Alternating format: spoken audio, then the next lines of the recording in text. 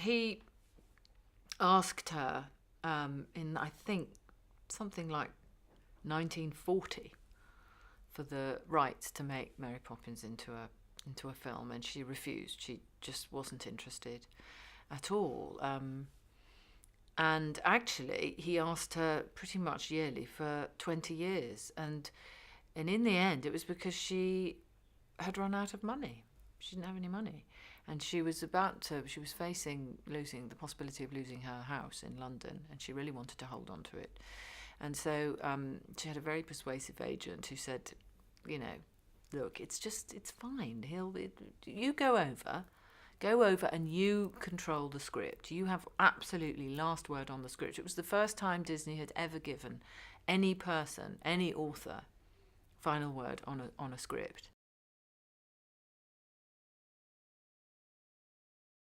The Sherman Brothers had this was the first movie they'd been given, the first full score that Disney had given them to write, so they were thrilled. But he hadn't told them when they started writing that he hadn't got the rights, and Pamela had not agreed to sign anything until she'd seen the script, until she'd gone over and worked with them and heard it all. So it was during their work together that these poor boys, who were young, at the time, found out that all this work they'd been doing might have been for naught. That they had, when I spoke, Dick Sherman, who's still alive and is the most extraordinarily wonderful man, alive, glorious man, said, well, apart from anything else, they hated her deeply because she made their lives a complete misery. But when they found out that they'd done all this work and they'd done this extraordinary work, the score of Mary Poppins is genius. It's pure genius.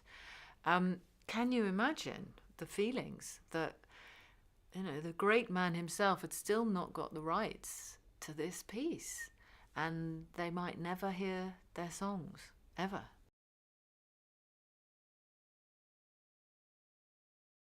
It's just very funny because she's so frustrating, and it's this one little middle-aged woman coming in and bringing the whole of the Disney Corporation to a grinding halt. They're all just way. Oh God, it's all so exciting, and we're gonna make this movie, and it's gonna be so great. It's gonna be the greatest thing you've ever seen. And she's just, no, I'm so sorry, but that's not how it's going to be. So it's bliss to watch that. It's difficult to imagine anybody but Tom playing Walt Disney, and actually, when this was all being cast, I did ring him up and say we'd known each other for a long time because we've got lots of mutual friends, and we'd always said it would be wonderful to do something together, but it's very difficult to work out what we could do. We didn't want to do anything. It would be very unlikely that we'd be asked to do anything romantic, and we weren't sort of, what could it be? And I rang him up and said, this is just so perfect. And he's fascinated by Disney and knows a lot about him.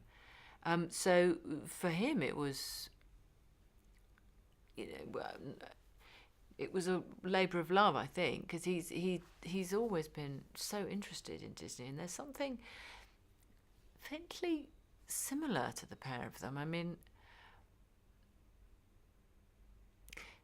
Their popularity, their enduring popularity, and their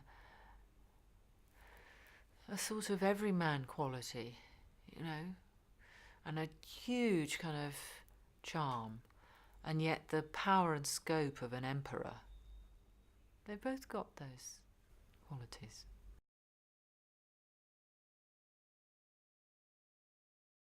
BJ Novak played Bob Sherman. Jason Schwartzman plays Dick Sherman, and Bradley Whitford plays Don DeGrady.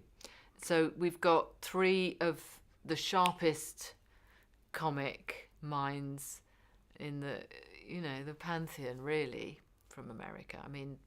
They're all so,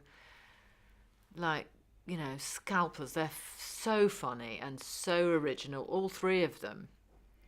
And perfect, therefore, for those guys.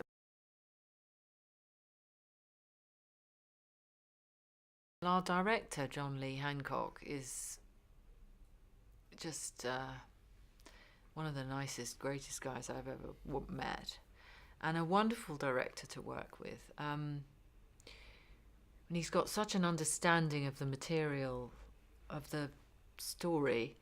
But he was exacting, but